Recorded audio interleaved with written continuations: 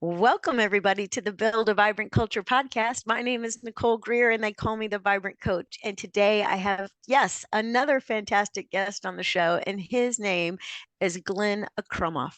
I am so excited to have him. He is the founder of Akramoff LLC, author of the Human Centered Team. And look what I have right here with notes and highlights and everything. The Human Centered Team, you got to get you one of these on the Amazon. All right. So let me tell you a little bit about him. Not only is he the founder and the CEO, his expertise is rehabilitating and revitalizing municipal government workplaces and has developed a program that will improve any organization by returning humanity. Don't miss that to the center of focus, because here is the truth. If the aliens come and take all of us out of here, the rapture happens, nothing's getting done. We have got to have the people. And so that is the bottom line. Glenn's life experiences and core values are at the center of his purpose. This is a guy on a mission here.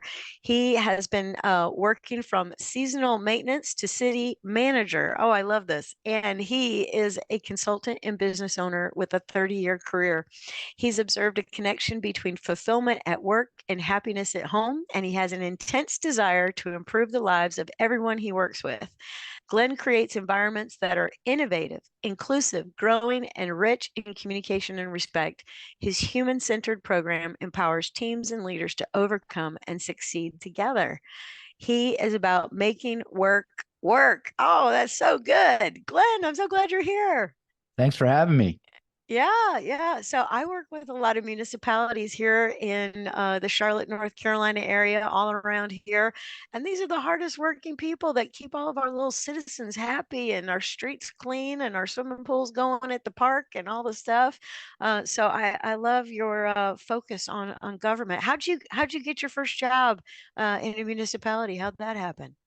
It was actually in my hometown, in Yeah. upstate New York. I I dropped out of college and needed a job, and they did a seasonal work, and so I took it and actually stayed there a couple of years, which was not common, and learned a lot, liked it, and then, but I, like most of us, when our careers start, we don't necessarily think of it as a career. It was just a job, and it Yeah, a evolved job. over.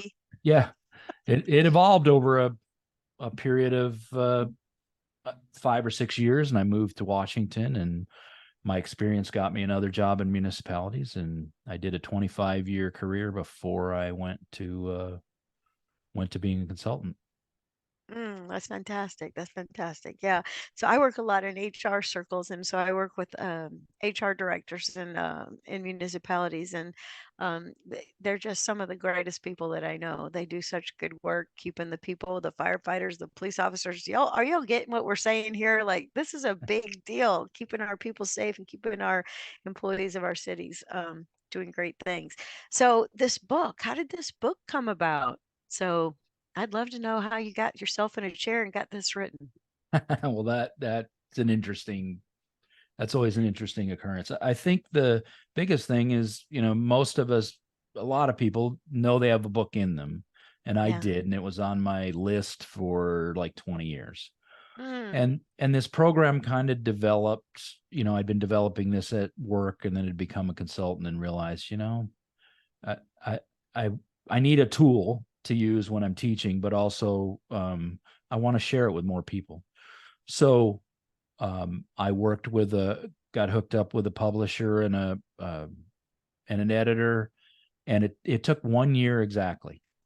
And Wow. Congratulations. it happened to be a busy year business wise, but thankfully my editor Jonathan was fabulous, kept me on task.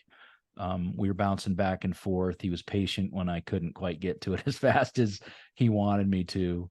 But it was I really enjoyed the experience. The one thing I'll say about it is it is much more personal than I thought it would be at the beginning.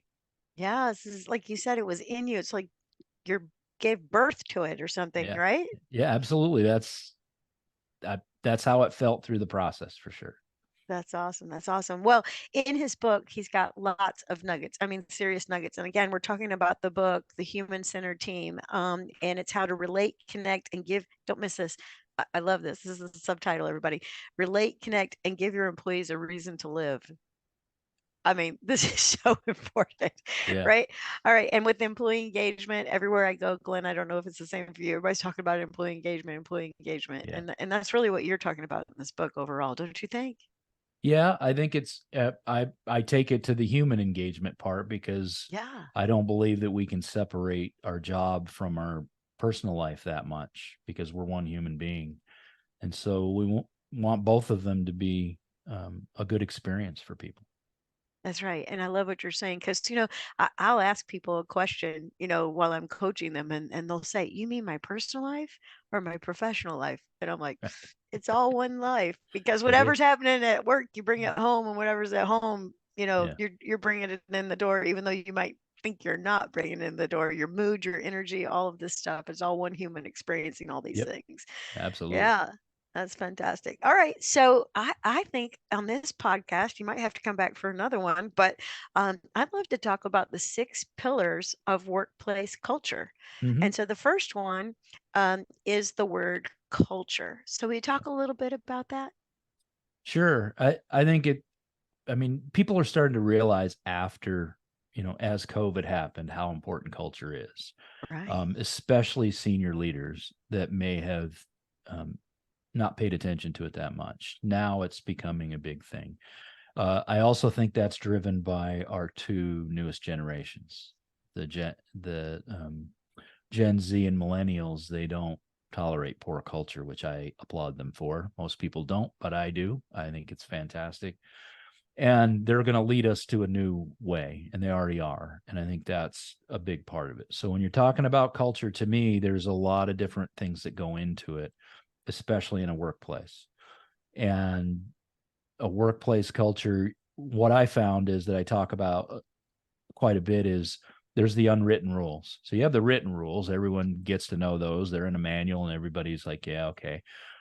But the unwritten rules are created by the team to protect the team or by an individual to protect themselves, and they're easily corrupted.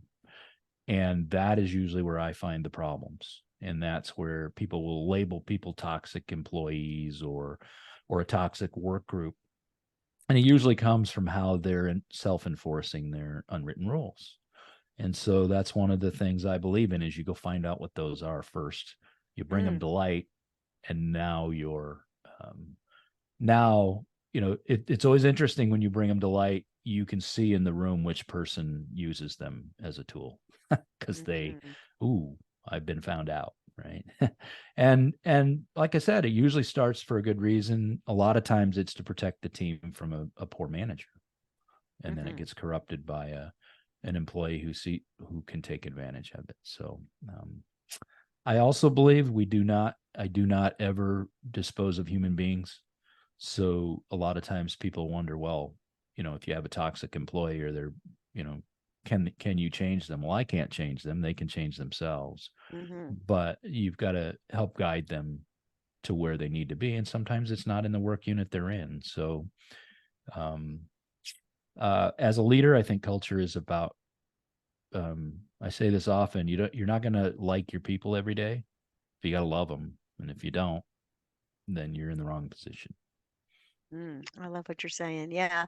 So let's look at what he's just laid down here. He said there are unwritten rules. You got to figure out what they are, and you got to put them in the light. I love that. That's why I want to have a vibrant culture. I want to all lit up, Right. right? So Absolutely. we can see what's going on. Yeah. And sometimes people are having to protect themselves, which I think is so true. Like, the big thing out there, you're hearing this too. I'm sure Glenn is like, it's got to be psychologically safe for me and all these kind of things. So I think that people do, they start putting rules in place so that they feel like they can survive, which don't miss. Like, I'm at work and I got to worry about my survival. I mean, Yeah. we Yeah. could have a much better mindset, which is we're going to like be super productive today or knock this project out of the park. Yeah. Yeah. That's tell me how it helps an organization or a business. And certainly in municipalities, you're in the service industry. You serve. That's what you do. 100%. How can you serve at a high level when you're scared about what might happen to you emotionally and sometimes even physically? How can Hmm. you? I, there is no logic to that whatsoever. And I've said for a long time that when that type of workplace existed and was common, which it's more common than I like to think it is today, but it used to be the norm, right? That's how you behaved in the workplace. It didn't work then. What makes us think it's going to work today? Right, right. And I love what you're saying too about no disposing. This is what I wrote down. No disposing of a human being. You got to guide them. So I have this little program called the Vibrant Coaching Toolbox where I teach people how to coach. Mm-hmm. And I say to them, you got to coach them in or you got to coach them out. And here's the thing, Right. what is your heart? Your heart is to help this person. I'm always like, hey, please let me help you Right. understand what's going on. Let me help you. Let me hold up a mirror so you can see, this very important question, what it's like to experience you. I'm here to help you. I'm here to guide you. But some people will always push back on me, Glenn, and say, well, what if they're not coachable? And I'm like, well, you keep trying until they Right. self deselect. And That it won't take long. it doesn't. It doesn't. Yeah. And I think that's true. There's the people who don't want. I think that's one of the secrets to changing your culture. When you do, and those folks who don't want to be in that environment, they don't want to be in a positive, upbeat, productive environment. And there are people Right. who are afraid of that. They do self-select themselves to exit the organization and go somewhere where they feel more comfortable. Mhm. I'm a believer that I will help them do that, and not in a negative way, not in a hammer way, but a virtual hug of I'm here for you and I will help you do what you want to do and be successful how you envision it, because it's not how I envision it. I do like your mirror thing. I do that to the organization. I do it Oh, to very good. individuals too, but I do it to the organization. I hold up the mirror and say, this is how you look and this is how you're behaving. Is it the way you want to do it? If the answer is yes, then okay. But most of the times it's not. That's why they've called me. Right, right. Yeah, they're like, something's off, something's amiss. Yeah. Yeah. Yeah, and we know that it's a miss because we can look at KPIs. We've got turnover, we've got Yeah. employee satisfaction surveys. It's hard to hire people. We've got a bad rating on Glassdoor, whatever. Yeah. There's all Oh, sorts of things. yeah, those are all keys. I also think the most organizations I go into are operating at 40% efficiency, maybe less. And so I say, well, think about if you doubled it to 80. You're not going to 100, you never will. But think about Right. how that would look in your business, your Hmm. bottom line, your service. I mean, and that's all about the people. It all starts with the culture first. Yeah. And so like a little subsection of that first pillar is character. And my methodology is, you got to build men and women of integrity. Mm-hmm. And to me, integrity and character go together like peanut butter and jelly. So will you talk a little bit about why character is so important in the culture? Yeah, it's especially in the leadership, but I think one of the processes I use as dealing with and helping a team go from, you know, survive to thrive Mm, is to help them identify what their values are. And values generally start to talk about your character, right? How you're going to do. And everyone, when they talk about values, there's always some common ones, right? Honesty in some form or fashion is there. yeah.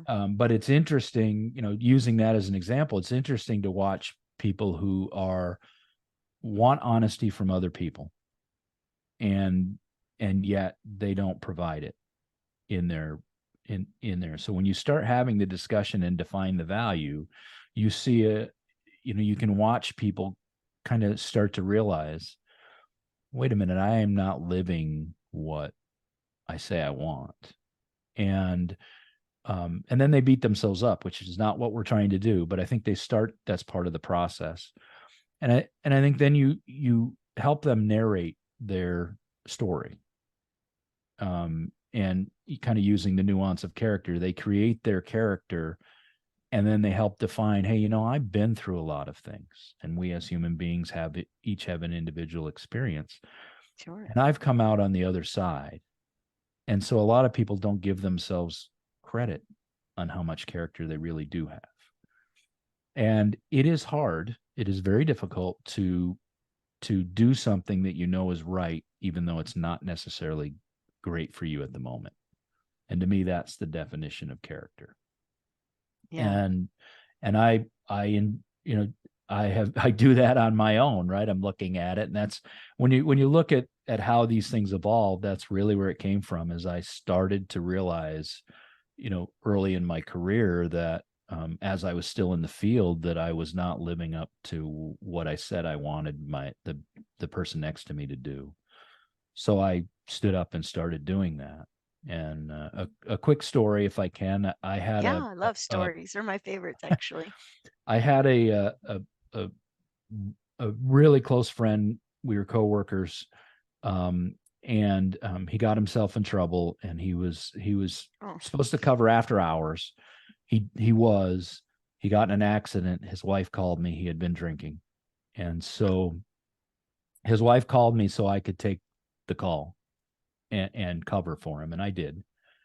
And then the next day, when he came in, all of this was going to start to blow up with HR and all that stuff. But sure. I had a conversation with him, and I said, you let the team down. We count on you to cover, and you didn't do it because you chose to drink. And we all know that's not, you can't do that. Now, this is a close friend who I care a lot about, and I know he's Sure. hurting. But I had to, as a member of the team, hold the team character and the team value up. And what made it harder for him is he was usually the standard bearer of our team. Mm. So it was a very difficult situation, and I didn't want to do it, right? But I knew I had to, and as part of my character and my living what I said I would do, I had to do it. And I actually took some heat from a couple of the other team members who said, "How can you let your friend down like that?" And I said, "Well, I'm not letting him down. I'm holding him to a standard that he needs to be held to." And it didn't cost us our friendship, but he did move away because he knew he'd let me down, and he didn't want to do that anymore. So he had to make some choices on how he did that. But it was, to me, that was the character part for me. And I realized right then that I could and would become a leader because I could hold that standard even when I didn't want to. Yeah. And, you said values, and one of them is honesty. And like all you're doing is being honest with this guy, Yeah. you Yeah. know, and, what I find one of the most difficult things for people to do is to hold people accountable, which is really what you're talking about. Yeah. Like I had to hold this guy accountable to the standards, Yeah. right? And accountable to the team agreement. We all count on each other to be off when we're off and be on Right. when we're on. Right. And feedback is just all about honesty. Giving this guy feedback, it's like, let me be honest with you. You let us Yeah. down. So, if you choose, that's the other thing about values, Glenn. Sometimes people pick things that are huge, like Right. honesty. And it's like, okay, well, we really got to toe the line on honesty. We got to be able to give feedback, hold people accountable, do Yeah. a really good job on performance reviews, hold the Yeah. goals as something very serious. So I love your story. It's really great. Yeah. All right. So pillar number 2 is structure. And don't Mhm. miss, Glenn's already been talking about structure, like standards, right? Yeah. And values. These are all kind of structures. So tell us a little bit about why you've got to have structure. Yeah. So I think it and structure has a dual meaning here. Number one is Okay. exactly what you're talking about, is having those rules, those boundaries, those things in place that allow people to know where their boundary is, where they can push and where they can't. So that's big part of it. But the other part is actually the physical way your environment is put together. So that can be certainly the office space and how it's laid out, but also how your hierarchy is. It's interesting. I have found in my career that most of them are created organically. You have one person leave, you kind of evaluate that piece of it, and then you maybe change it, maybe you don't. Um, I also know, and I believe in this, is that every job is actually the best way to do it is to fit it to the human being who's doing it. So if you have one person who's doing it and another one who comes in, they're not going to do it the same way. And so I think so the structure has to always be evaluated as a whole, and we don't do that. And structure actually incredibly impacts your culture. If you have too many supervisors or not enough of this position, and or too flat an organization where you have one leader overseeing 25 people, which I've done, and that's pretty much Crazy. impossible. Yeah. So Just how flat do out crazy people. it is. And so when you do that, you actually hurt the culture, because as a leader, I'm overseeing 24 25 people. How can I spend the time with them to know what they've got You going and what they cannot. don't? I can't. So Mhm. so you have to make sure that structure, your ratios are right. And to me, it's 8 to 10 max, and ultimate, best teams are 4 to 8. And so it's keeping those dynamics going that allow that people to produce at the highest level, and for leaders to and managers to be able to provide the resources they need, including the emotional and support, for them to be able to do the work. And so it's so it's so incredibly important. And I look at some of them when I go in, and I go, well, a lot of times one of the first things I ask for is the org chart. And they're like, yeah, I don't know where that is, or we don't have one, or something like that. And you're like, oh, I'm gonna really help these people. Right.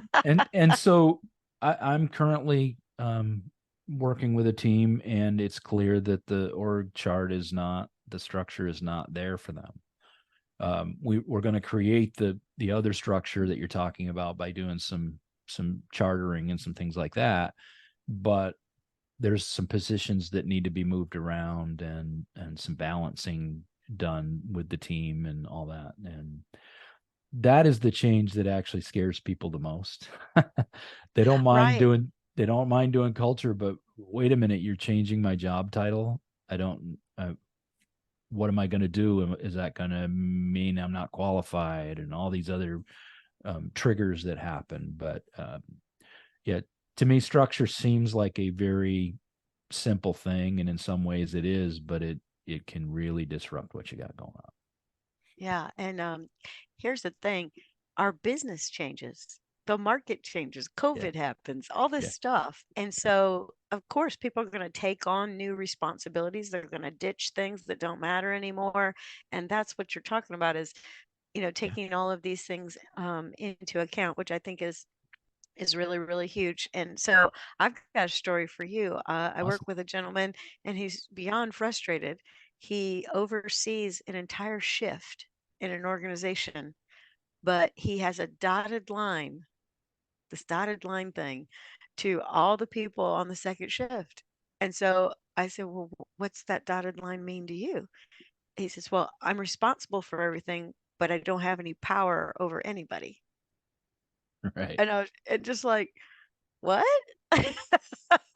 And so if one of the people misbehaves on his shift, he has to go to somebody else, do a report, and now we have this thing that everybody, remember this, everybody from psychology class, the triangulation. Right. It's this huge, I mean, like, you're just creating such a mess. Yeah. Anyway, so I just think this is actually like revolutionary probably for some people listening. And one more thing I'll add, Glenn, is when I was working for a company called Summit Properties, they realized you would have one person in one job and you'd have another person in the same job, but one person's way more seasoned, has higher skill levels. It's just a matter of experience, matter of training. So John Gray, the president of our company, he did this thing. He says, "This is your job description, but here's your position description." And he would put Nice. this circle on a piece of paper around your job description and say, "And in addition, because you are more seasoned, been here longer, I expect you to do all these things." And it was wonderful. And that also justified why this manager in the same role would get paid more than that manager. Right. Right. Yeah. I talk a lot about gifts, skills, and passions. So Mm, we all have things that we know how to do that we have no earthly idea how we know. We don't learn right, them, we just know them. right. And those are your gifts, and then the skills are the things you've learned and become really good at. And sometimes you're not good at them. And then your passion. Where are you passionate about? What are the things that really energize you to perform? Mhm. And I believe that that's really what you're trying to do, is find that all three of those things for each person. And when you do, you light them up and they are happy. And that's kind of what they, the whole statement of, if you're doing what you love, you'll never do day's work in your life. That's really where that comes from. You're spending your time in those areas. And so when we go in, you see we talked earlier about a toxic employee. That's the Yeah, first thing I do. Well, what do you love to do? What are you good at? What do how are your gifts used? And a lot of times you'll find they're not even using them in the workplace. right, right. Yeah, they're sitting at a desk, but they're really good at interacting with people or something. You just, Yeah. and people will take a job or take a position because, again, they need to eat, they need to have a roof over Yeah. their head, and they're just trying to navigate, the Yeah. personal side of life. So they'll make some sacrifice on the professional side of life, and it doesn't serve them like they thought it would, and we got to Yes. get them reoriented. Yeah. Oh, And so good. you find that a lot in municipal government, Mm, because people, all their friends and families, oh, what a great job. yeah, And benefits. oh yeah, Yeah. benefits, and you make a steady salary and all of these positives, and they're all positives. I totally Hmm. agree with that. But if you're in the wrong spot, they don't matter. That's exactly right. 100%. Yeah. It's this old thing, everybody, fit. You got Right. to put the right Yeah. shoes on. Yep. Absolutely. Okay, so pillar number 3 is systems. Hmm. Systems. Talk a little bit about systems. Well, systems are the things that you use to do the job. So it depends on what your job is. If you're in accounting, it's your financial software is the system, one of the systems you use, or in some cases, multiple ones. Right. When you're a maintenance worker, it's your tools and your equipment and your trucks. And in everybody's case, it's also your physical space. So if you're in a building, and we have found, certainly with COVID and all that, that um, some of the systems were not working as well as we thought they should or could be doing. So when we're looking at systems, it really can really tear your morale apart when you've got systems that aren't working or functioning correctly. And Hmm. municipal government in particular is really, although I found this in private side as well, is they're not great at keeping up with the technology. So and it's a cost thing and a visual thing for their constituents, which I totally get. But when you don't do that and you don't keep up with it, then you have breakdowns and you have inefficiencies. I had a company we looked at before, they had wonderful software used, and they had used hardware, and the hardware would not load the software. So they were losing Right. about Slow as molasses. uh, Oh my gosh. Wouldn't load. Won't load. or crash. And so they were Right. they were losing about 25% of their day across every employee. And Oh, think about forget it. that on the bottom line. So, and the frustration level, Right. that caused, it was just off the charts. So I think that's when you're talking about systems, you want them to be able to work well. You want them, there's a certain point where the useful life is over with, and you need to plan for that, no matter what your business model is. And I have, it's so interesting though, when you try to change a system, people are tied to their workarounds.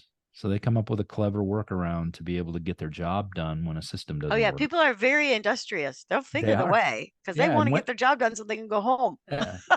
And then, right. And then once they figure the way, they don't want to change it. Right. Hey, I was clever. And they are. I mean, That's right. incredible. There's some pride in the workaround, Yeah. right? Look at Yeah. me. I'm creative, innovative. Yeah. And they are. But, if we use the new system, we can still cut your time another 25% and your frustration level by 80.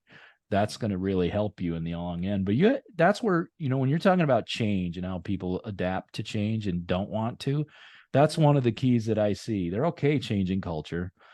They structure, maybe not. that's always a thing. But boy, you start messing with their systems and their workarounds, and that's where they're going to put their foot in the ground and just say, no, I'm not moving.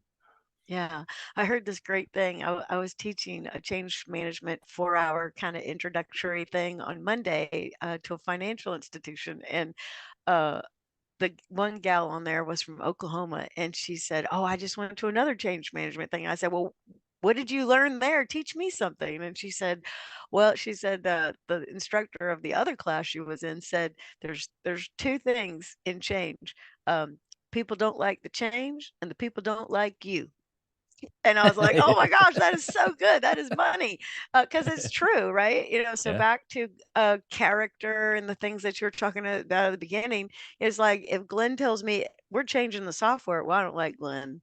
So I'm Right. just going to be stubborn as all get out during this process and a problem and ask way too many questions and get in the way. Yeah. Or, like you said, I did a workaround and I'm proud of that workaround. So I don't like this new change. So I don't like you and I don't like the change. So I thought that was great. Right. No, I think that's right on point. I think you can go back and forth between those and to doing the change. I mean, I called it the roadmap to change, and you can go back and forth on that road anytime you want to, right? And people do. But it's amazing that's very true. I think that is really what has helped me and my team be successful is we're not trying to be liked, we're trying to be respected. And so we know no matter what we're going to do, we're working with an organization. We need you to trust us and respect us. If you don't like us, okay. But I think that's what you're talking about, right? Is, well, if I respect what Glenn's doing and how he behaves, and he shows character, and he's consistent, and he doesn't waver, then I can see that he's trying to help me.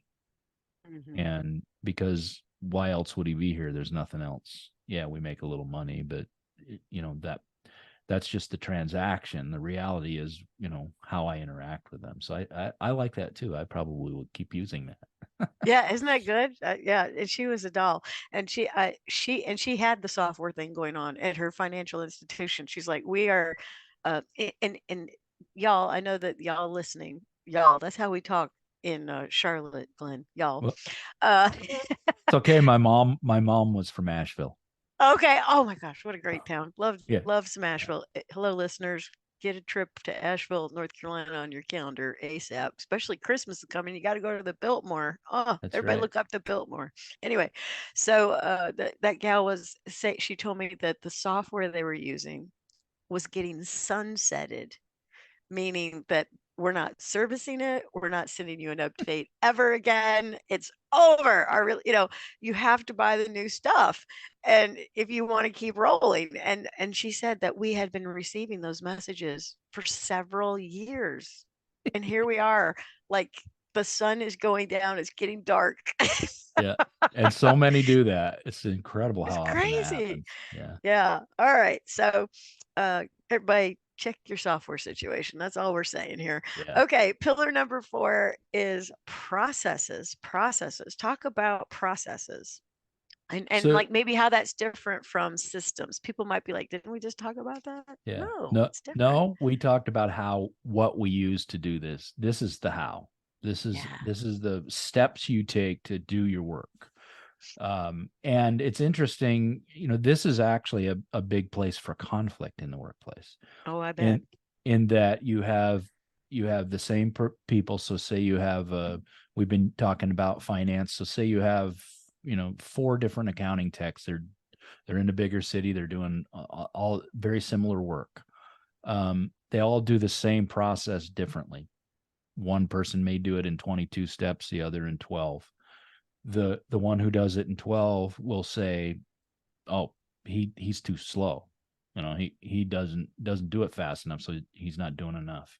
And then the one who does it in 22, well, she doesn't have an attention to detail. And so Right. And they when customer service calls about the water bill, we got to look it up for 20 minutes to figure out that, what's going that, on. Yeah. that's right. And so it's interesting to watch that dynamic play out, and that they will share that not with each other. Or sometimes they will with, non-productive ways to share that, but most of the time it's sharing it with their Which he means fussing coworkers. and fighting. That's exactly what I mean. Um, but they will talk to another coworker about it. So you've got the 4-person people doing it. They'll talk to one, then the other one will talk to one, and then there's that kind of that dynamic that starts to create that somebody's less than because they're not doing it my way. Mm. And that totally impacts your customer experience. No matter what business you're in, it will hurt your customer experience. You just mentioned it. Well, if I call and I need to know what my water bill is, or that I had a water leak and how am I going to handle it, and I call somebody and I do that this month, and then 6 months later I have another leak and I call another person and they do it a totally different way. They're like, wait, and how many times does that happen? So the consistency is really important for the Oh my customer, gosh, so important. but it's also important for trainees. When you're a trainee and you're being taught by all 4 of those people that are all doing it a different way. Well, which way do I do it? Then you ask the supervisor, and they may or may not have done that process recently, so they don't know. And so it just is a cycle and creates conflict and consternation. And that's where some of that fear comes in that we talked about earlier, where, well, do I need to be scared that I don't do it fast enough, or I don't do it attention to detail enough? What is my, where is my dynamic? So processes are incredibly important, and we find that they're very rarely documented fully. And it's one of the things that drives me crazy. I will get online and, hey, I'm going to deal with this tech thing and tell me how to do it. And they skip a few steps because they're tech people who do it. So I get there and I'm like, okay, I'm Where's the going, button you click, for goodness sake? that's right. I'm going from step 6 to 12. Where'd the other ones go? And Right. so writing those things down and making sure that you get them right uh is very important to the whole thing. And especially now that we have so many people retiring, especially in municipal government, it's happening at a maybe a record pace. Oh my Um, gosh. So yeah. So, much institutional knowledge walking out the door and eh, headed for the golf course. yep. And your institutional knowledge is in your processes. And so you need to, especially now, I have the work team I'm working with now. Their supervisor will be retiring in May, and their lead worker will be retiring in probably June or July. Oh, So mercy. yeah, so all of that's going out, and that's what I'm working on with them. Okay, let's write the processes. Let's start sharing this information verbally and in writing with the rest of the team and me, so we can make sure that knowledge doesn't go away, because that's your legacy. Hmm. Yeah. So on Tuesday of this week, I had the privilege of going on a uh, tour of Freightliner Oh, location in Mount Holly, North Carolina. And these guys build medium duty trucks, which municipality people know all about, yes, because they're yes, the yes, we ones that do.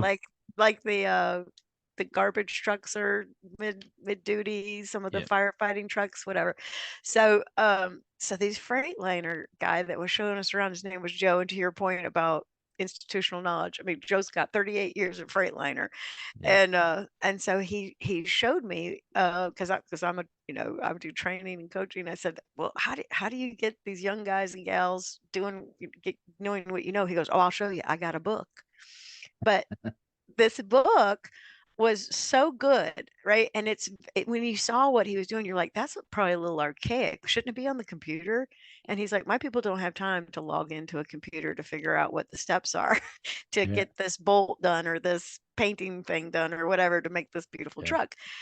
And they take this truck from 0 to 100% in 4.5 hours. It's mind blowing. Wow. So, long story short, Glenn, he pulls out this book. It's one of those big fat 5-inch binders, Yeah, yeah, and it's got tabs. And so he says, if you need to know how to do this, and he flips, and there it was, and it was, how to do whatever the task was, and it had 5 steps. And then down below, if you had an employee that didn't know how to do that, they would come in and they would read it.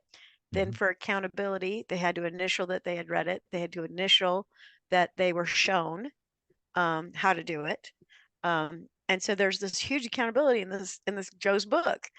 Well, he said, now down below is if one of these, new people or somebody who's been doing this job says, wait, there's another step.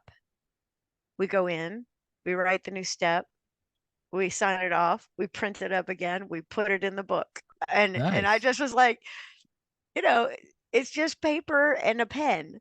Right. But Joe's system is pretty dang good. What do you think about Joe's system? Yeah, I like the Joes in the world because I don't Me find too. many of them. But I one of the things that we've started to do when we do this work is do video because the Yeah, new yeah. generations love watching videos. I'm using them Sure. all the time. You Google, how to change my front light bulb in my car, and oh, okay, there it is, and then I can figure it Great. out. And so, to me, that's the newest generation, the Gen Zers, they had started their entire life. They're the first generation with a phone in their hand Right. from probably almost from birth for many of them. So Right. 2 years that's old the at the restaurant watching yeah. show. So when they may be intimidated by Joe's book, although I love it. I we build books like that, but Hmm. I think the video thing is also the next thing. Here's how you do it. So if I'm working with Joe and he's getting ready to retire, I want to take his book and put it in the video, and I want Joe being the one in front of the camera. Oh yeah. Oh, and and this Joe would love it, by the way. Yeah, awesome, awesome. But yeah, those are so far and few between that they really shine when someone like that does something spectacular like that. Yeah, fantastic. Yeah, and the other thing he was telling me is that they do like micro learning, which I don't know if those of you who are listening know that kind of phrase, but he'll do a little teaching video, and they have teams like most of us do, and so he'll shoot that out and say, you know, here's a tip, here's a trick, here's a strategy, here's a technique that's we put it in the book, but here's, so he's using the micro learning Yeah, and awesome. doing some videos that way. All right, pillar 5. I'm just having so much fun. We got to hurry up, Glenn. Pillar Okay. 5. It's all um my fault. External yeah. forces. External forces. Tell me about external forces. Well, external forces are the things that impact your business or your organization that you have no control over. So and those are many, and certainly in the municipal business there are tons of them, but in every business you have those. Inflation is one right now that's wreaked havoc with a lot of people. They Oh have no yeah. control over it, but they need to have a plan. Most of us don't have a plan, so especially for leaders, your most frustrating area is external forces. They're putting these pressures on you, and you can't do anything about them.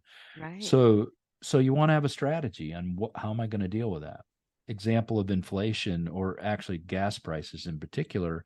A lot of we've had spikes over the last 2 decades where it's been challenging, and a lot of the trucking companies have put a surcharge on.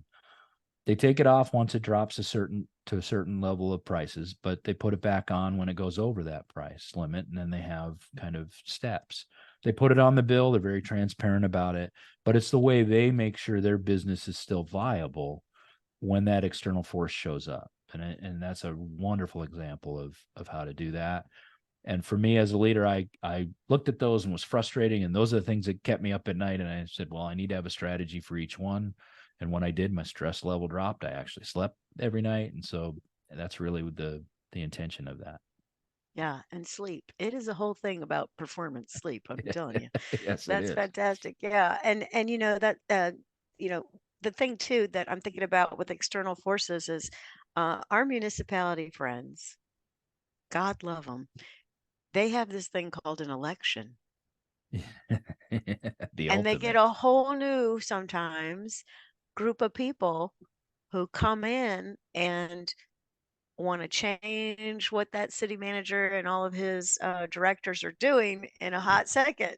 Yeah. And so it's almost like a built-in external force. Get ready. It's the year election day. I think election day was it It was yesterday? Tuesday. It was Tuesday. Tuesday. Yeah. Yeah. And so I mean like that'll just have you quivering in your boots about who's gonna Yeah. get it and who's not gonna get it if you're a municipality Yeah. professional. Yeah. That is one of the major differences um, between a business and the municipalities. The municipalities deal with that. The businesses have to deal with the profit margin. So those are the two biggest differences. But boy, when you have council members and you get to know them and you're looking at how they're working to when during the election, and that does put fear into everybody, and not just the directors. The frontline people are concerned about how's this going to make it look 100%. when this person. So yeah, that is a external force that becomes an internal force. Yeah, and really, so that I have so much respect for the folks that work for municipalities, because they just, especially if they've been in the biz a long time, right? It's like, they're on their fifth election cycle or whatever, they're Yeah. just like, and they're just like, well, our job is to work with the people that the public gives us to work with, Yeah. and if Mhm. you have all these other pillars in place and can clearly articulate and demonstrate to these new leaders that have been elected, oftentimes I think that would really help you navigate that external It force, right? But if you don't have your ducks in certainly a does. row Yeah. and the Yeah. new people come in and say these ducks are not lined up, row, Right. then you're then about it's to get a on. lot of advice. Yeah. Then it is on. That is for sure. Yeah. Yeah. All right. Last one. Pillar 6 is performance measurement. So, boy, do I love a balanced scorecard and a KPI or two. Right. So, tell me a Right. little bit about that, And Glenn. a lot of people do, especially as it's an accountability piece, right? So that's the first thing. But we as human beings, and particularly in the US, love to count things, and we like to count Hmm. everything, right? It's And we're a little baseball, competitive. it's we're Hmm. very competitive. Don't mind those things, but you want your performance measurement to actually tell the story of what you're doing, what you're not doing, and be able to give you the ability to make decisions based on data. Data driven decisions tend to be better in most cases. So, if you're counting everything, then you're counting nothing in my mind. And Right. so you want to identify what those key things are. And so, you don't want them to change too once you get moving, right? So I like to have 5 or 6 really KPIs that really tell me, so that when my year is over, I can say we had a successful year. I use the football record as an analogy a lot of times. Were we 9-8? Were we 4-14? What was our record? And you can identify what your record was for the year, because you're not going to win the championship every year. But and then why? Sometimes it was like we were talking about that financial um, situation where they're changing all of their systems. You're Right. not It's going going to to have your cost you a lot now. yeah, and it's going to cost you time, and you're not going to be as effective as a unit. Okay, Right. you acknowledge that happened. You say we're not going to let it go so far next time, and then you have less of an impact. But sometimes there are things that happen. Certainly everybody looked at it during COVID and lockdown.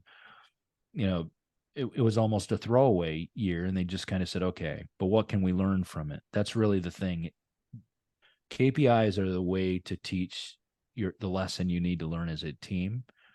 Learn the lesson and then move on. That's the key. But Right. And I maybe double back to your processes and your systems yeah, and your stuff yeah, and tweak, tweak, tweak, yep. tweak. It'll take you all the way back through the other 5. Yeah. Okay, well, we didn't reach this goal. Why is it? Well, do we have a toxic employee? Do we have a structure that problem? Do we have system that's not functioning, or processes? You look at all of them. Yeah. And so that's the sustainability part of this process. If your KPIs at the end of the year will tell you, and they need to tell you. And if they're not telling you that, you're using the wrong ones. That's right. And that's the thing about KPIs. People are a little skittish to get this. What do we measure? And, Yeah. you're the consultant. You're like, well, I don't really know. Right. Right. But here's Right. some good guesses to get us Yeah. out the gate, right? Because Yeah. you can Yeah. look at these numbers or these things that we're measuring over a 6-month, 12-month period, and it'll start to tell us what we need to measure. Yep. But nobody has. I always like to say when I work with people, I don't have any magic spells or pixie dust or you know Right. serums But you could take yeah, that help you figure all this out like that. But we can make some educated guesses, and we can really, get to work on paying attention to what we're yeah, doing. that's the key. There is paying attention, because a lot of times we don't. We get into automatic mode, and that doesn't help you improve year to year or day to day even. Yeah, 100%. Yeah. So, oh my gosh, y'all, have you learned so much from Glenn today? Everybody say yes. Go down in the comments and say we learned so much. Put a little nugget in there, something that you learned, if you all would do that. And would you do Glenn and I a favor and click the like button? Give us a heart, do something that you loved this episode of Build a Vibrant Culture. We've had Glenn on the show, and his book is called The Human Centered Team. And listen to his subtitle: Relate, Connect, and Give Your Employees a Reason to Live, which I think is so clever. All right. So I'd love to have you back, Glenn, and I'd like to go through the 8 keys to building a human centered team. Would you like to play that game with me in the future Yeah, sometime? I would love to. That would be awesome. All right, awesome. All right. Well, everybody, that's been another episode of the Build a Vibrant Culture podcast. And again, if you liked it, please tell us you liked it. Give us a little love, give us a little piece of feedback.